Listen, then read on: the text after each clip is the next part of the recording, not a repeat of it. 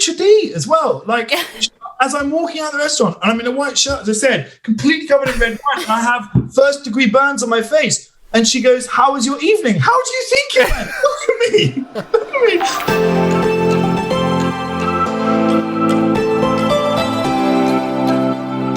Hello, ladies and gentlemen, and welcome to episode 16 of Couples Quarantine. I'm James Haskell. I'm Chloe Madeley. And today we have a very special guest. I'd like to say we're friends. He might have something different to say about that. He is a comedian, a world-class comedian, an actor, all-round dreamboat, sort of written as a ladies' man as well, which I don't understand how. But ladies and gentlemen, Jack Whitehall. Woo! Hello, how are you? That was such a timid. You're like, yes. At what point do you think, shit, I shouldn't have agreed to do this? You're wearing shorts.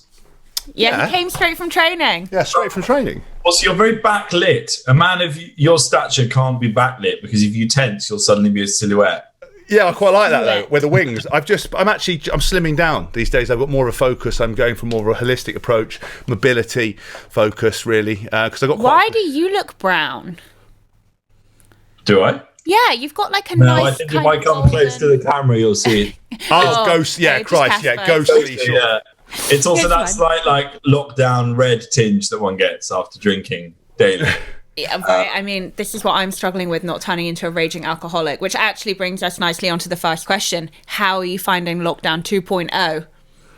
Yeah, I mean, I'm good. The restaurant that I live above is now doing takeout. So it's become a slow process to see what I can get away with in terms of getting just literally do room service, basically. I love that. I'm surprised a man of your stature lives above a restaurant, or are you being polite and it's like a Michelin-starred restaurant in a castle? It's not a kebab shop. It's a very high-end Notting Hill brunch spot for young mummies. No, of course it is. Excellent.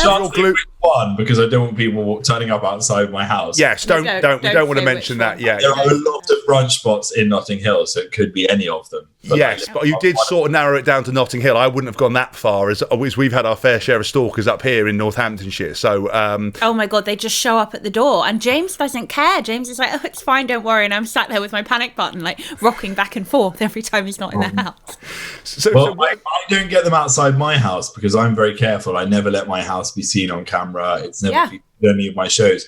My parents' house, on the other hand, is always in them. It's in all of our Netflix shows. It's in our BBC show. It's in sketches. It's always on camera. And it's a very distinguishable house right down by the river. So everyone knows where they live. There's loads of people outside. And my dad, whenever he goes outside the house now, there's always people kind of waiting for him, normally asking him to tell them to fuck off, because that's his catchphrase now. And they want him to say fuck off, which he's very willing to oblige. But I can imagine, because I haven't had the privilege of meeting your dad. He's someone that fuck off, I imagine, if you wanted him to. Yes, well, yes. I mean, I kind of like to have a proper conversation with him, but I just sort of it's more the fact that I can imagine he's not a man that likes to be sort of put upon like that. I imagine you want a formal appointment with someone like that. Well, he sort of claims he doesn't. He claims he doesn't like the fact that he has this sort of later life celebrity, but I think secretly, deep down, he quite likes it. And he's also insulated, because I think one of the major flaws with being, like a comedian like me, I set myself up for it because my persona on screen is a sort of jolly idiot. Someone described me the other day as like, I'm your brother's mate, or like I have that kind of energy when I'm on screen, and people expect me to be like that all the time.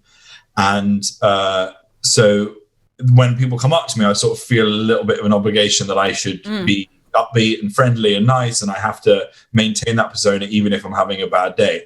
My dad, his persona is miserable, creative, like a miserable old git, which is a great persona to have, because then when you are a miserable old git, which he is maybe, half the time, and people come up to him, they're never disappointed, because they're like, oh my God, he's in character. That's exactly what he's like. That's how he is on screen, and that's how he is in real life. And I've made a rod for my own back. You have made a rod for your own back. Yeah. Do you find that quite hard though? Because we sort of had that weird, I've been a fan of yours for a long time. I love your acting stuff, Bad Education and all the kind of things you've done. You've obviously had, huge success. And we sort of had a meeting across kind of social media where you sort of don't really get to know someone. You're both playing sort of a persona, but every time I met you, obviously you're always sort of very engaging, but you're quite reserved and quiet. I don't know what I thought I was gonna, was gonna get. You were sort of, I don't know, be bouncing off the walls. Do you find it hard sometimes to have to be like that all the time? Because I go the other way, where people come up to me and go, right, lad, and I'm like, are you fucking all right? Like, I don't walk around talking like that all the time. No. Well, I think, there is definitely a thing with comedians where you have to be always on. And I've also, I know it because I remember meeting comedians that I looked up to and I loved. And when I met them and they weren't like they were on TV or in the movies, it's really disappointing. And you've had that experience. You've been let down. And I won't name names, but there are definitely comedians that I've met. I was like, oh, God, I was really expecting you to be a little bit more kind of life and soul. No, but you're different though. So what I was going to say is, you're out of all the people I've met, and I've had that before with certain people in the public eye where I've met them. I bizarrely have got invited to these places. I'm always a bit like stick out like a sore thumb. And Chloe, because of what her parents did, she sort of been through that, done it, realised that kind of all turning up to parties wasn't her kind of thing. And I've been bitterly disappointed. But actually, with you're like a very normal, nice person, whereas a lot of some comedians and some people I've met are like quite odd. Like awkwardly socially odd. Yeah, like don't look you in the face. Male comedians, and I'm sure, Jack, you'll know this very well, male comedians do tend to have a history of being fucking brilliant on stage and like the life and soul, exactly what you said. But actually, when they're off, they're actually normally quite shy or even like depressive, like introverted types, and their time to shine is on stage. I think you are one of the quote unquote more normal ones, I have to say. Well, there is the kind of like the sad clown, which is a trope, and it does definitely exist. I think there are people that, are very much playing a persona, and when you meet them in real life, there's a big detachment to the person that you see when they're on screen or up on stage. Yeah. And I try not to be that, and I try to, be, the best version of myself when people, I meet people. Although sometimes I do think I just need to get better at kind of, spotting in the public eye. Yeah. I spot the loonies like straight away. Oh, I'm bad. I'm loony bait in a pub. I actually I'll tell you a story about a date that went very badly because I was in like a gastro pub near me, as if there's any other type of pub near me. Yeah, you are literally in middle class city. Like I don't know why we're pretending that you're street or urban. Yeah. And I was having sort of some food with this girl, and this guy came up to me in a West Ham shirt and like had overalls on his bottom half covered in paint and a cap. He looked a little bit eccentric, and he was quite lit. Like he came over and I could smell quite a lot of alcohol on his breath. Anyway, he went, "I'm James Corden's cousin." And, he sounded like he could maybe be from James's neck of the woods. He was wearing the West Ham shirt and James is a West Ham fan. Like, he didn't look a million miles away from James. And I know James pretty well. I don't know all of his extended family. So I was like, it's legit that this could be his cousin. So I started talking to him. He seemed to know quite a lot about James. I think he mentioned where James was from, which is like Wickham. So I was like, okay, this is probably one of his cousins. Maybe this sounds legit, yeah. I should be nice to him. So I carried on talking to him. He at that point sat down. So then the date had become like a three-way situation, him with his beer, which was pretty full at the time. So I was like, I think we might have him for the whole of this string. And I was looking at the guys, I'm so sorry, but I work with James, and obviously like, I can't, be rude to one of his family because they could get back to James and that was not a good look. So then we carried on talking. And honestly, he was there for like 20, 25 minutes. And about 25 minutes into the conversation, he dropped that he was also Jamie Redknapp's cousin. I was like, oh no, I messed it up. I fucked it. Oh, I messed this up. But then how do you get rid of them when they sit down like that? Like, what do? You're like, okay, you have to leave now. Yeah, but again, I'm incapable of doing that. Yeah, but of course you are, because you're a nice I realised that it was complete fantasist, and he was not related to Jamie and James, because then that would mean James and Jamie were related. I still couldn't tell him, you need to leave because I'm having dinner and you're not invited to this. I just got up and I think I just left. He went to the toilet and I just left and went to another pub and then was like hiding in case he came past. Oh my God. I actually think that's a good strategy to get out there, because I agree. You can't just ask. James's fans do this all the time. Rugby fans, they come and sit down at our table when we're having dinner or lunch, and I'm like, what the fuck? Like, how entitled is that? But James is obviously a really nice guy, so he'll talk to them about it. But it's always the weird part is like getting out of it. We had it happen recently with a very famous actor friend of ours who we know, and these two women just came and sat down while we were all having dinner and wouldn't leave. And I could see I thought he knew them, so I wasn't saying anything because I'm savage. I would have been like, bitch, you need to leave, but like didn't say anything, kept my mouth shut. And then suddenly it materialized that they didn't even know him, and thank God one of his mates showed up and then was like, you two need to go now. And I was like, oh fuck. Yeah, we've had that before. We went to STK, you know, in below the Melia Hotel, right, for a steak. We did they were doing some whiskey and food night, and we will talk about your food slut thing in a bit. And we went there, and basically this guy's come over and he's like, oh, James Haskell. You're like, yeah. And he's like, oh, and how are you? I loved you playing for England. I was like, yeah, thanks so much, mate. He's like, Chloe, yeah, you know, my wife's a big fan of yours, yeah. And then just sat down and was like, you know, budge up. And you're like, what? And but I'm like you. I don't, because you can't look like me and have a demeanour and sort of be like the Marmite. Like, you're sort of universally liked. I don't have that. I'm not afforded that same extension. So my part of me is like, after about 5 seconds going, oh my God, this guy's bedding in. Like, he ain't going anywhere. I don't know what to say. But I've got a Rottweiler over here that normally goes... We'll step in and go, look, I think, yes, really nice of you, but actually we're eating here. This is a date, you know, without, in a polite way. I am a bigger fanny than anybody. No, but my parents made me their bodyguard when I was young. That's why. They were like, Chloe, and I was the one that had to deal with it, always. They've literally trained me to protect people like you. I want to know, before we get on to stuff about the dating, because I think it's a great story. How are you mentally finding lockdown? Because obviously it's like a performer and not able to be performing. How are you finding that mentally? You know what? I think I'm very fortunate because I was able to do a tour that finished just before we went into lockdown. So I think I'd very much,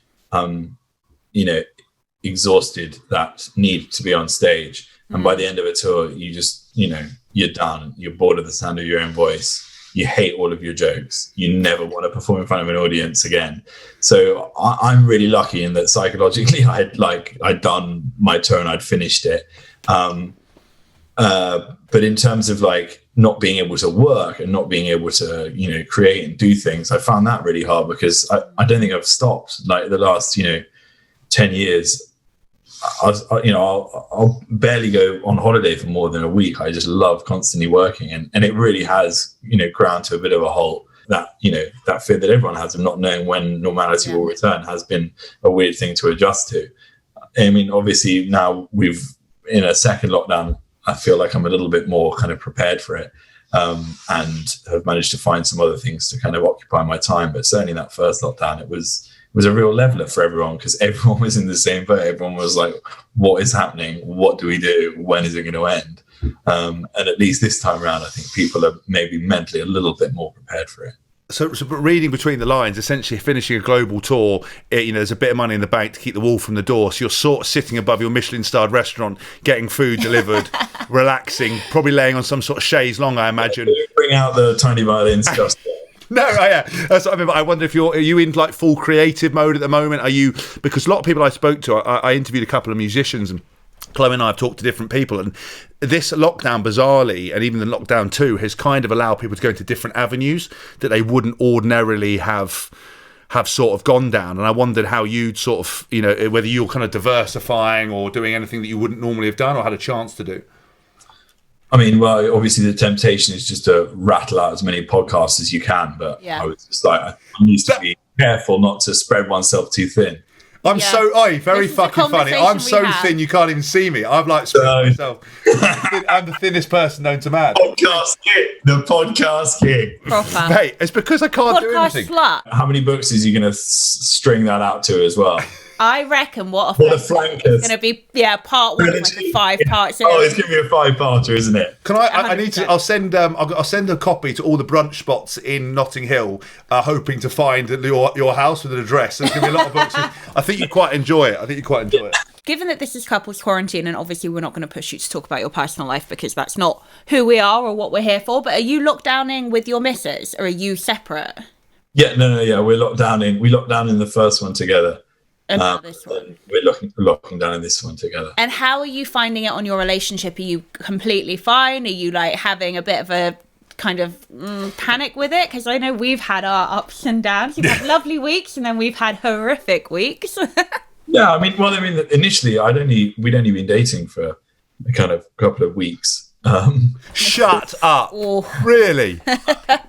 Well, yeah, I mean, a bit longer, but like the actual time that we'd spent together, it was, when then we were into lockdown.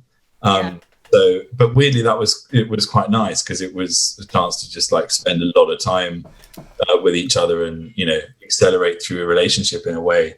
But then when lockdown ended, we realized there's a lot of things we'd, never been to see a film together, had only never been out to like a restaurant in England because we'd met in Australia. So we had to do a lot of the stuff that you would normally have done at the beginning of a relationship. I like So you almost got kind of like some of the groundwork bits of like, what's it like to live together? What's, irritating habits, putting each other in sort of our certain space. And then afterwards, you're like, once you realise you're actually on, you then get to do some of the fun stuff and that pressure's almost off. It's like reverse dating. Reverse dating. And then, I mean, I also feel like I strive to be a better influence lifestyle wise as well, because I think she, wants to lead a healthy lifestyle. Oh yeah. She's pescatarian, likes her exercise, all of those things, and maybe I can be a little lax. You sound like she's got you like at gunpoint, like it's like pained. I thought you were going to say like I'm like a feeder. I'm terrible. That's what I mean. So what? She's serving up fish, and you're. Twice. I did Pilates twice on a Zoom situation. Oh well, calm How down. was that? You completed. How did you find Pilates? I'm so Twice bad in at a it. year. Completed it.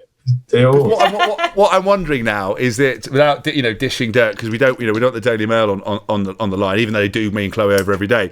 Is if your missus is sort of a fitness and health freak, are you sort of towing the party line to her face, and as soon as she's out the door, you're like onto Giuseppe to deliver things out. You're having a tab out the window. You're like drinking. She's coming in like, what's that? And you're like, it's a protein shake. You've been topping it up with vodka. No, I mean, I think it just doesn't help that I've also ended up doing this like food thing, which is also just the worst food you could possibly eat, and is all just indulgence. But wait, talk to me about food, about how it came about and how it's going, because I'm really upset I didn't get to come. I know. Food Slut is like it's all those kind of like decadent dishes that cheat day meals, okay? Yeah. And that's how I justified it to myself. I was like, look, if The Rock can have a cheat day, then I can have a cheat day. Of course, what you then need to remember is that what The Rock's doing in between those two cheat days is probably slightly different to my lifestyle. And that's how a cheat day works. You can't have cheat day every day or else you're in serious trouble. Yeah. But yeah, it really just started as like a kind of, a sociable thing to do. I'm mates with a lot of people that like cooking. I've got friends that are chefs. And then we did it in lockdown as a bit of fun.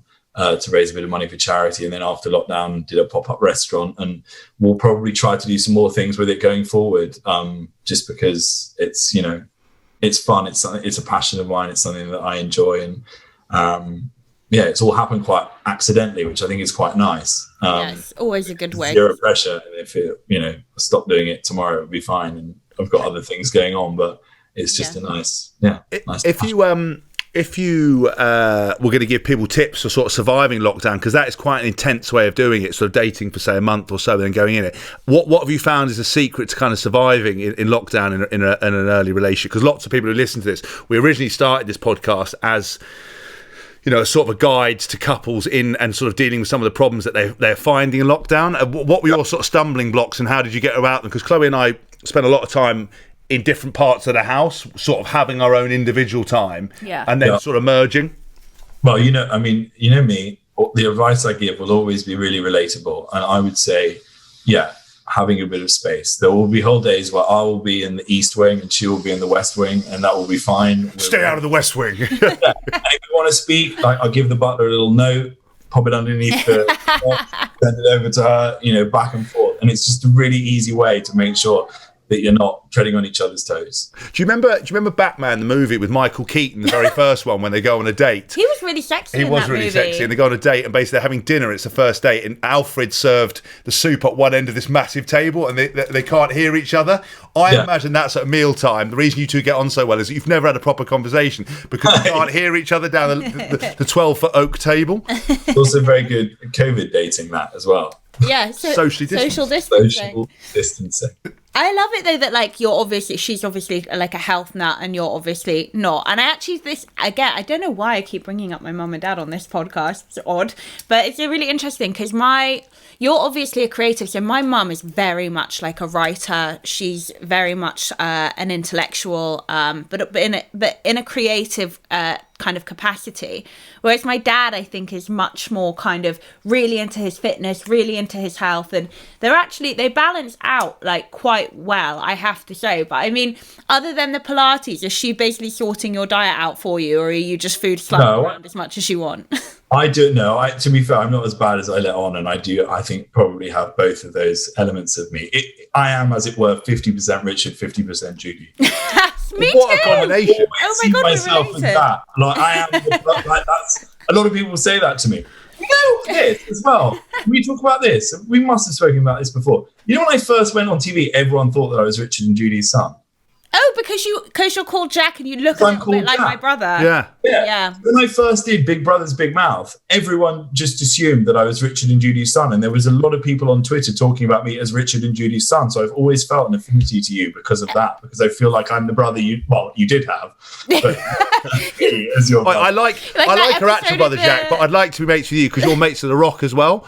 And The Rock's, as you can imagine, is like an idol for me. Is that episode? Can I tell you the other thing, that when I first went on television and did Big Brother, there were two rumours, because back then I'd never done TV before, and I remember going on afterwards and like finding the online forums and reading everything, which was a terrible mistake. No, don't do that. So Rich and Judy, your mum and dad, which is quite funny. But then the other one was, there was a whole forum with a massive thread underneath it, which was, does Jack Whitehall have a glass eye? And someone had said that I had a glass eye, and it looked like I had a glass eye when I was reading the auto cue. And I read it and I was like, that's so ridiculous. But it still managed to like embed itself in my head. It became a thing that I was then really conscious of. So then the next night I went out to do the show and I was like darting my eyes around. You stained glass. These are real, baby. Never, ever, ever read those forums, because they will fuck you up psychologically for the rest of your life. Like, this is going to be something now that you're conscious of for the rest of your career. Does your brother have a glass eye? No. My brother's like, it's a compliment actually, because Jack is obviously called Jack, but he's really, really good looking. And you guys actually do look quite similar. I think you're better spoken than him though. Jack's still got a bit of a Manc accent on him. A little bit, yeah, but they're both good looking blokes. Yeah, it's not an insult. It's not an insult at all. I think you've done well there. Have you just on that subject? Have you? Is that the worst thing you've gone and found about yourself, or did that satiate yourself enough to realise you shouldn't go and ever look at this shit? Or are you still like that, where you go and click on something on the Daily Mail comments, they're like, he should fucking burn in hell, he's not funny, I hope he dies. You're like Sharon from Norwich, you're like, fucking hell, Sharon, take your foot off the gas. Yeah, I'm quite thick-skinned when it comes to some of that, and some of it's quite funny. But Twitter's the one where it's obviously just so savage. I've done this AXA health campaign, which I've seen it. I enjoyed it. Yeah, fun, and it's been really nicely received. And I put it out on Instagram, and people really enjoyed the ethos behind it, which is like feel good health and trying to find fun, easy ways of like staying fit and mentally fit as well. Like it's a good like natured thing. I went on Twitter and someone had put underneath the first one, which is me like making a green smoothie, why doesn't Jack Whitehall put his head in this blender? It'd be the funniest thing I've ever done. And it was like this middle-aged man with kids and a picture of his dog on his profile. I was like, why are you so angry? I'm just asking people to stay fit and look after their mental health. Mate, Twitter is... Well, obviously that guy's far past the point of help. I mean, this is why I came off Twitter. I was like... Yeah. I mean, but I was on Twitter. I'm not a journalist. I'm not a politician. And to be honest, I think that really those are the only two people that really benefit from having a Twitter account in terms of both their research and their audience. And I was just like every day getting trolled to fuck. So by the end of it, I was like, why am I on this? Came off. I swear to God, I never get shit on Instagram. Never. It's just a Twitter thing. Why Twitter? It really is a Twitter thing. But but also I think Facebook's headed that way as well. It's basically just, I find it astounding that sort of middle-aged, especially on Facebook, middle-aged sort of women and men, very unhappy about lots of stuff. Twitter, just a cesspool of negativity. But it's just, It's so weird. It's like, because we used to confine that to kind of newspaper comment sections, and now it's overflowed into real life, and I'm honestly astounded. And what upsets me is what they write doesn't hurt me. It's just the pure stupidity, and it's like they don't know what they think is like so important that they've got to share it, and it's like, actually nobody cares. You're like, what you've written is a real reflection on yourself, but you're not bright enough to be aware of how you're doing it. And I messaged Chloe the other day. I did something about this. I was driving around a tank in London for Grenade, promoting keeping the gyms open. Obviously, I think they're good for mental health and whatever. And people are like, fuck off, mate. You don't need fucking gyms. It's not first line. You're spreading the disease. It's like, whoa, let's just take your foot off the gas. Do you know what I mean? I don't. Yeah, but so you've sort of learned that lesson early on.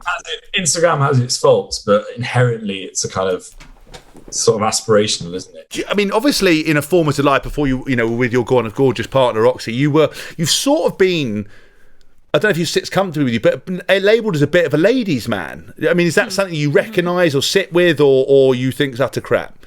No, I don't. I don't think so. I think just because I'm in the public eye, for some reason, like if I fart, it ends up in a newspaper. Yeah.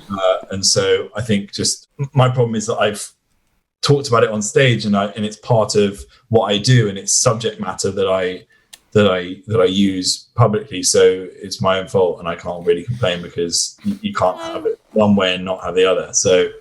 But I disagree with that. I think if you're an artist in any way, whether you're an actor or a comedian doing stand-up, or even a singer-songwriter, like a Taylor Swift, whatever, you'd be god awful at it if you couldn't draw on your own history and your own life experiences and basically get the audience. You're a performer, get the audience to connect with you. That's your job. You have to do that. But I am not a big believer, and again, I know because I've grown up watching this happen, I am not a big believer at all that then means that Fleet Street and Joe Public are entitled to every single area of your life and your privacy. Like, how would you ever be expected to survive mentally if you were just public fodder? I mean, it's not fair. It's I think you've got it the right way around, and I think you're handling it really, really, really well. You've obviously had two sides of kind of the story, because you weren't always kind of known in the public eye. So I imagine how different was kind of dating pre-fame. So you've obviously told one sort of story in relation to someone coming to sit down, but what was it like in the old days, especially with sort of, like your old man? Because when I was young, you obviously we didn't have mobile phones, so you had to sort of call up and say, hello, it's James Haskell here, can I speak to so-and-so? And you get this irate dad be like, who? And be like, Sarah, some fucking guy called Haskell's on the phone. And she'd be like, okay, come in, Dad. And you'd have this sort of awkward conversation. I mean, firstly, what was that like? And when you were living at home with your old man sort of answering, were they, do you have to hide it from them, or they were quite fun, or were they embarrassing? I'd say probably quite embarrassing, and he's quite a hard person for any partner to meet, definitely, and remains that. He can be very challenging, and deep down, I think that he kind of enjoys it. He enjoys how terrified he's making people. And has certainly done that with a few of my sister's boyfriends, and indeed her fiance, who he put through the ringer until he kind of accepted him. In like what way though? What way? Like a Meet the Parents kind of Robert De Niro vibe. Somehow found out that. I can't even. So I spoke. This is going to be good, yeah. Molly's husband was maybe a bit of a Lothario before he met Molly. Which I think all good people are, mate. All good people are. All good people are. So then, like, that's all he talked about, and loved, like, winding him up about how he used to be a shagger, and like in front of Molly and in front of Toby, and then we were like, just drop it. You just need to drop it.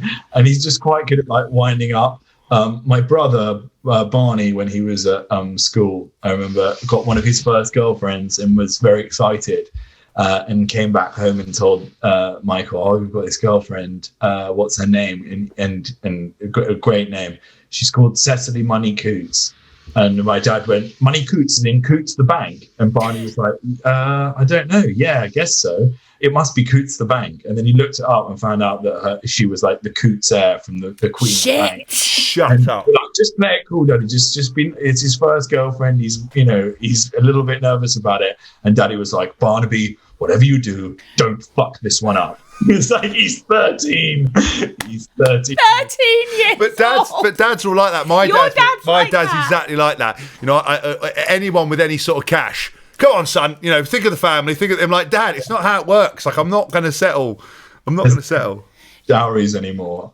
There's no dowries or arranged marriages. I told a story once on I think I did it on Would I Lie to You, and no one believed me, but it was true about one of the rare experiences where I took a girl back to my parents' house, because I would seldom do that when I was living at home, aged kind of 18, 19, for fear of them having to meet my family.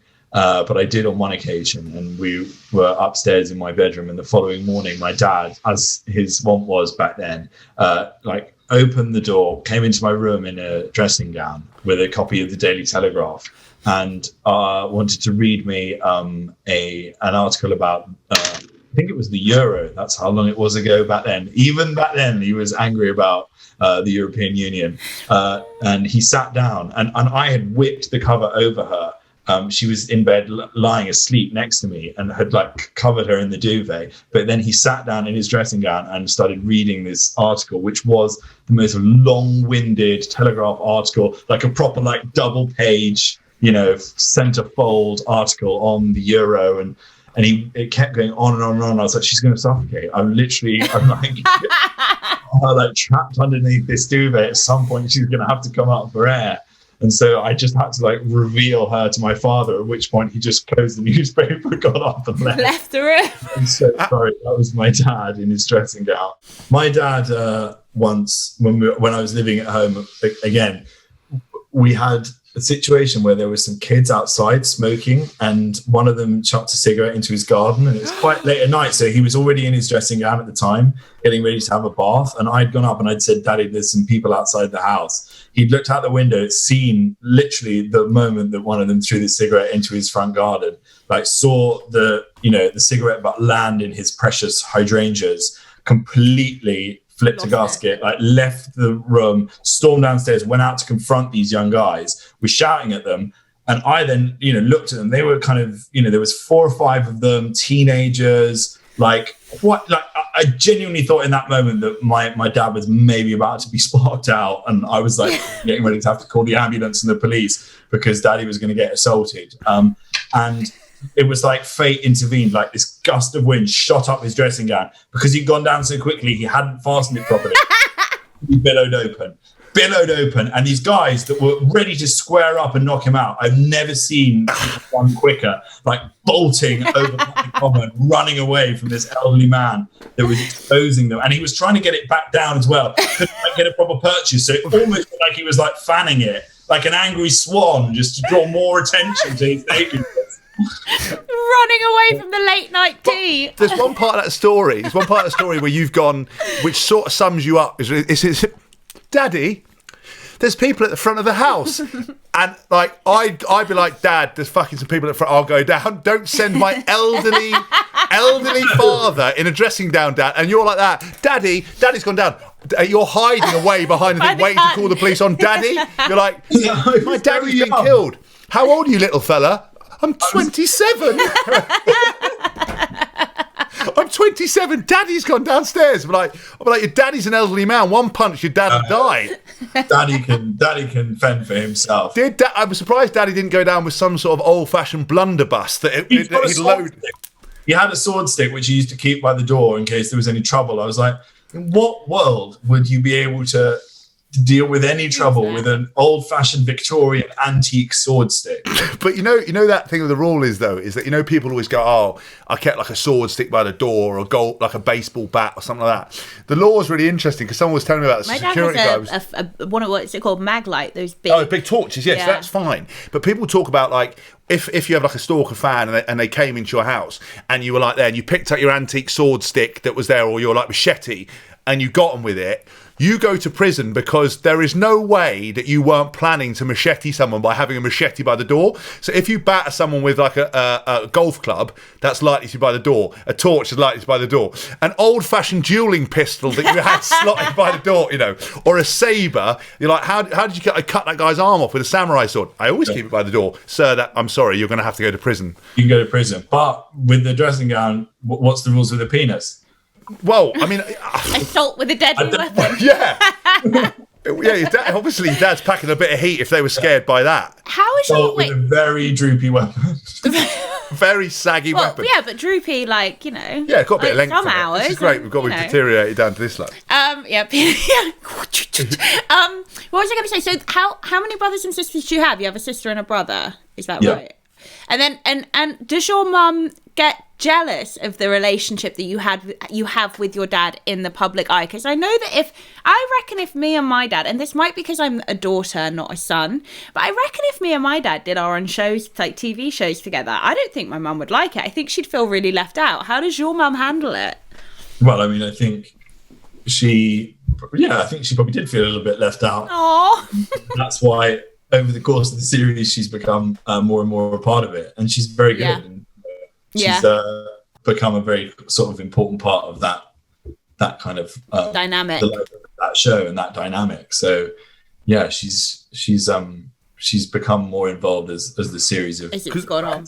Because I actually messaged that, like if I see, I'm sort of tried to always be complimentary. Like I saw the new stuff with Jack, and I always sort of love what he does, and I'd not seen his mum before appear, and there's a fantastic scene where she's trying to put suntan lotion on Jack, and because I mean ordinarily you would think that Jack was a mature man, but judging by the fact he gets his dad to fight his battles and refers to him as daddy at the ripe old age of whatever 30 odd it is, his mum's trying to spray it on. He's like, get away, but then she tries to spray it on Jack's dad, who I would say spends 90% of the time in a Panama suit, even on the hottest day, would sit miserably under an umbrella. Yeah. I used to have an English teacher at school like that. We'd go on a tour to South Africa and we're like, his name was, I won't mention his name, Mr. H, we're like, do you not want to take your shirt off? And like the most relaxed he got was to undo his top button, but even then that was for very special occasions. And the mum's like chasing around, and I just text Jack, I was like, your mum looks like a fucking legend. Right, okay, she likes like fun. I'm gonna go back and start from that point and see. Yeah. He also is very useful in terms of getting him to be able to do more stuff. Like the first season that we did, we had him a day where, because as you say, he's always in that suit. We had a day where we were doing some kayaking, and I said, to get in this kayak, you're going to have to put on a life jacket because you can't swim. Genuinely, he can't swim. Can't swim. Went to a school, he's taught by monks. Teach him with like a wooden pole, prodding him. Yeah, my dad went to a similar sort of school where when they went to swim, they just threw him in and then you just hold him down with a pole and that's it. That's child abuse. Yeah, well, it was then, but then it was called religion as well. It's called like learning, whatever it was, yeah. Some people call it child abuse and other people just call it religion, it's fine. So he can't swim, so I said, you're going to have to take your jacket off to put the life jacket on. And he was like, oh, no, I'm not going to do that. And I was like, no, you literally have to, otherwise you will drown. And he went, I don't want to be seen on screen in shirt sleeves. And we're like, what do you mean shirt sleeves? He's like, it's very unbecoming. I wear a suit. That's the way I like to present myself. And I don't want to have to wear shirt sleeves on camera. So that's the end of the subject. I was like, well, it's not the end of the subject because we're all here. Everyone's, you've agreed to go kayaking. It's ridiculous that you're not going to kayak because you don't want to take off your jacket. And we had to get the producer to come and talk to him, the director to come and talk to him. We had to FaceTime my mum in England, who had to talk him round. Eventually, he conceded that he was going to take his jacket off for this one scene if he was going to be shot in like a long shot out of focus for the whole scene. And we managed to somehow cajole him into taking his jacket off. Cut to season 4, I had him in drag in Sydney. I've seen it. He looks amazing. But that's like testament to how much I've broken him down over the years, but also absolutely no way I would have been able to get him to do that unless my mum was there. Like my mum is like the Michael Whisperer and is able to somehow manage to get him bring him round. That's how I like to imagine I am for you. This is very true. Is your mum sort of the voice of reason? Do you actually fight, the two of you, or are you you and your dad, or because can I imagine you're because you're sort of the funny and he's kind of the foil to your sort of sabre. Like, I remember saying to you when you walked and hit that cowboy on the bum, obviously there's parts of America where that is just like, you're lucky you didn't get shot. Yeah. Does your mum have to talk your dad off the roof and separate you two, or is it normally quite amicable? I'd say with me and my mum and my dad, it's like normally a two-pronged attack when we're trying to convince him to do something, and that something that will not be unbecoming but will be great entertainment. So we take a two-pronged approach, and I'll maybe like loosen him up a little bit, and then she'll put in the ask, and then I'll kind of neg him a bit, and we'll eventually try and find a way to convince him to do all manner of humiliating and ridiculous things for the viewers. Has he ever thought about quitting? Have you ever nearly pushed him to quit? Like he's stormed off while you're filming? Yeah, he calls days sometimes. You know what? It's actually amazing. I did a series of a League of Their Own road trip recently, which I hadn't done for a while, and I went back, and it was so much fun, and doing it with Freddie and Jamie and all those lads. But the hours are just like normal shooting hours that you would normally shoot, and they were asking me about the difference between that and Charles with My Father. I was like, the reality is, and I really take it for granted, doing the shooting schedule for an 80-year-old man is a really nice way to work. Like, you have a late start, you have to break for lunch at 1 o'clock every day without fail. He literally has to break for lunch every day at 1 o'clock, and he has to have a glass of wine, and he will not function unless he's had a glass of wine for lunch and an hour's lunch break in the middle of the day when lunch should be served. Won't have lunch early, won't break for lunch late, has to be at 1 o'clock, and he needs to be done by 5 o'clock most days. So you shoot the most incredible days, and everyone on the crew loves it, and loves him weirdly because he's making them work like civilized hours. Yeah. Is that his big? Is his wine the only sort of real diva moment that he has, or does he demand other things? Sort of like, he needs like at least 7 suits pressed at one time, a Panama hat holder, a cravat folder. Like I can imagine there's some sort of like rider requirements for your old man. Oh, the rider is ridiculous. The wardrobe department is extensive. The wine as well has to be of a certain quality. So the wine can't be just like bought from wherever the places that we've stopped in, like Romania. The wine has to be transported with. What wine does he drink?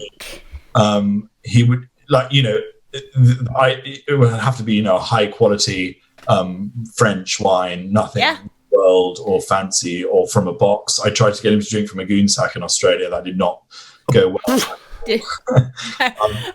So yeah, I mean, there are a lot of stipulations. There's a lot of diva moments, but it's great. Again, you're 80. You can sort of, hide behind that. Really, yeah. Just demand whatever you want, and it's like, well, I'm old now, and so it's not me being a diva. It's just me. It's just me being. Oh, it's so true though, because like we always say, our parents, they're so stuck in their ways. They're so stubborn. My dad's the same. Like, although I did manage last summer in France to get him onto the boxed wine, because let's be honest, the boxed rosé in the south of France is as good as the rosé you're going to get anywhere in the world. But he's the same. It has to be Sauvignon. It has to be from France. He does not drink any New World wine at all. And usually he gives himself permission to start drinking at lunchtime, and that's his thing. Like, and has always been his thing ever since he was like doing live TV, like way back when. And your dad's the same. Like, especially with his breakfast, it has to be a full English. The tomatoes have to be like this, not like this. Like, it's such a like old generation UK can get away with fucking murder. My dad takes it as sort of he's not drinking at breakfast, is No. he? Yeah. Well, he takes it a step further. So instead of having like wine at lunchtime, he's like, wow, champagne and orange juice for breakfast. Obviously, mid-morning gin and tonic. Wine at lunch, of course. Afternoon beer. Evening, more wine. Finish with he's got a sort of it's an extensive schedule of alcohol. Your dad doesn't start drinking at breakfast. No, he doesn't start drinking at breakfast. But if he was, those are the order of drinks he would have. He's very specific. Well, my dad used to be an agent and was an agent in the 70s and 80s, and he looks after a lot of those like, old knights and people like David Hemmings. Wow. Like a lot of Kenny Moore was his like from Reach for the Sky was like one of his cool big clients. Amazing actors, very old school, and all like big boozers. It's a huge like drinking culture and a drinking working culture. You'd have a short at just before lunch at around 11:30, 12 o'clock at the garage. Sherry, pre-sherry, yeah. You'd have a full like 3-course meal for lunch, a working lunch, and then some drinks, and then and he said that was like it was like you'd go back to the office in the afternoon, you'd be absolutely pissed. Kenny Moore, who was his best friend, and an actor who sadly passed away far too soon, probably partly because he had this lifestyle every day, but an amazing man. When he was out for dinner, and it's a phrase that my dad uses as well, if a waiter offers him water, he always goes, "Oh no, thank you, darling, water's for washing." Brilliant. My dad's the same. Why do they not drink water? Will not drink water. No, my parents drink water. Will not drink water. Will not drink water. And in fact, I tell a story in my stand-up show, which is a true story that happened when we were filming Travel with My Father in Chernobyl, where he wouldn't drink any water, and he was severely dehydrated. Yeah. It was a very hot day. We were in Chernobyl, which is a very sketchy place to be. There are not many facilities there. And, I won't go into the whole story because it's about a 5-minute anecdote in my stand-up show, but it ends up with my dad shitting himself in the woods in Chernobyl because he hasn't had a drink of water and he's hugely dehydrated. And it's Chernobyl as well. Everything's radioactive. You can't touch anything. So I had to hold his hands. Shut up. Literally had to prop him up.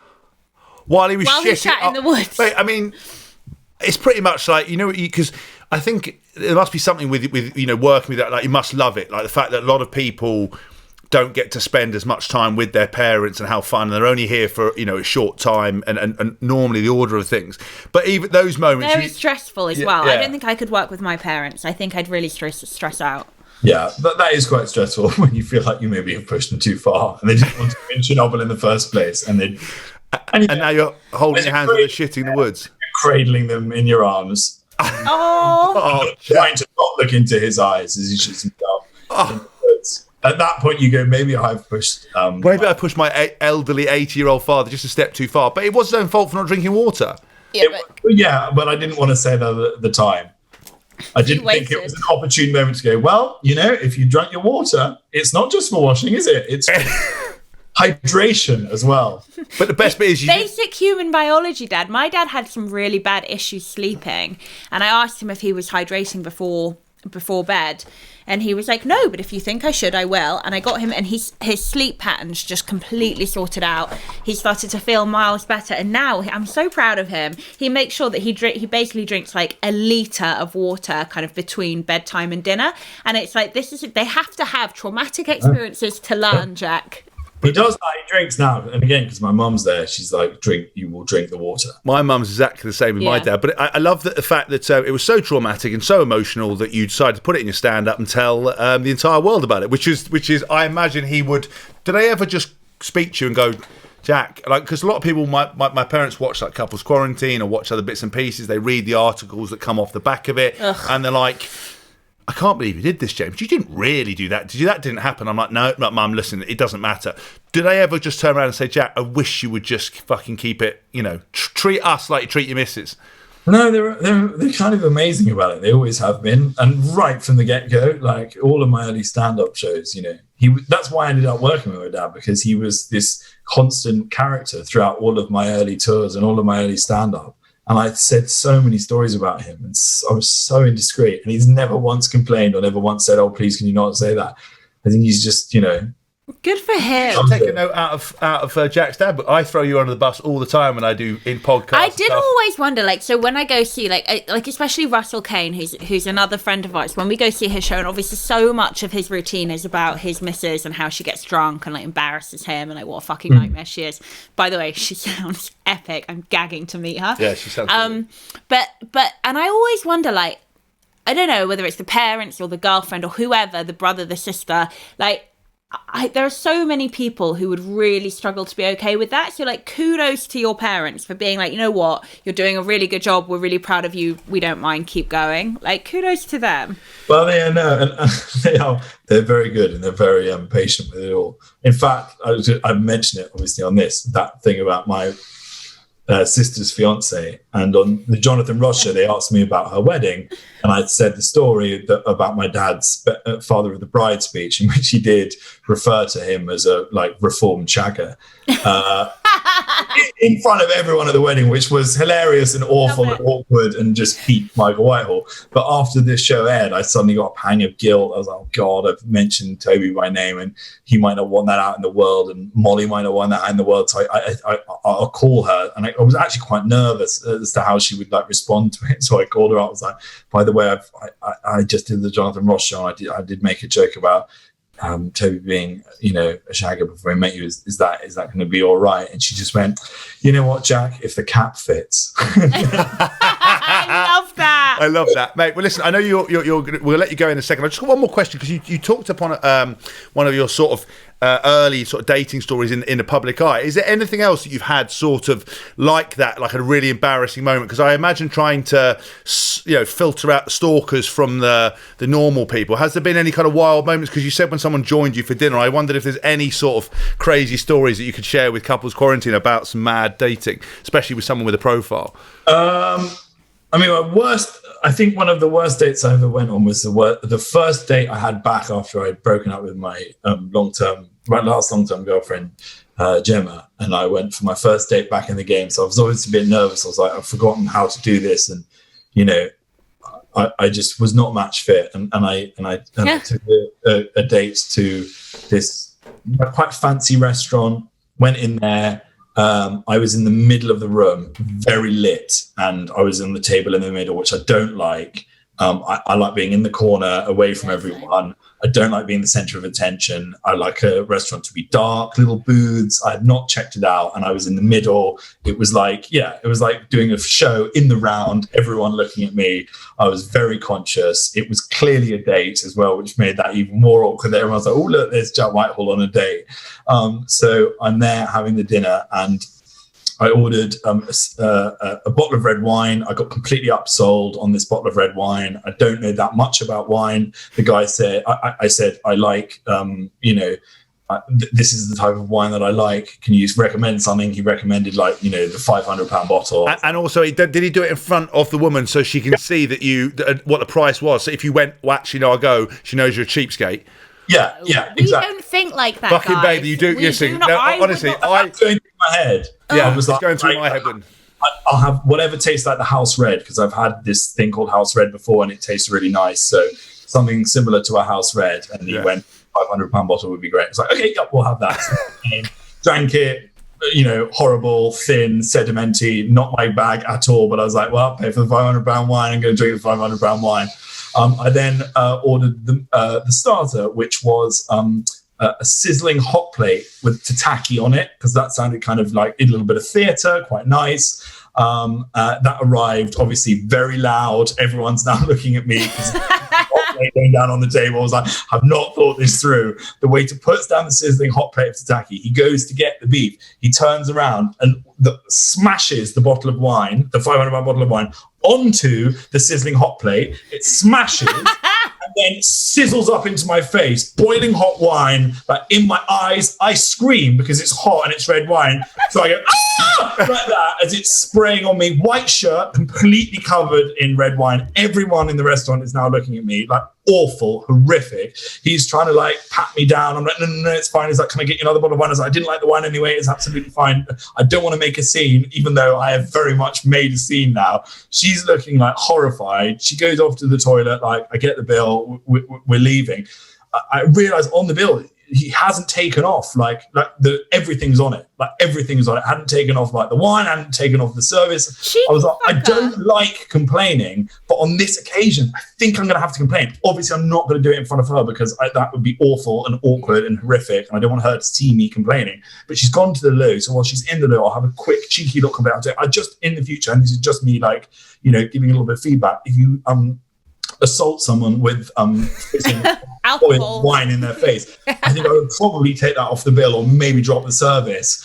And she was like, oh God, I'm so sorry, that should have happened. Please let me take it off your card. I was like, no, I wasn't saying that I don't want to pay. I'm happy to pay for the whole thing. She's like, give me your card. Literally having like a tug of war with the card.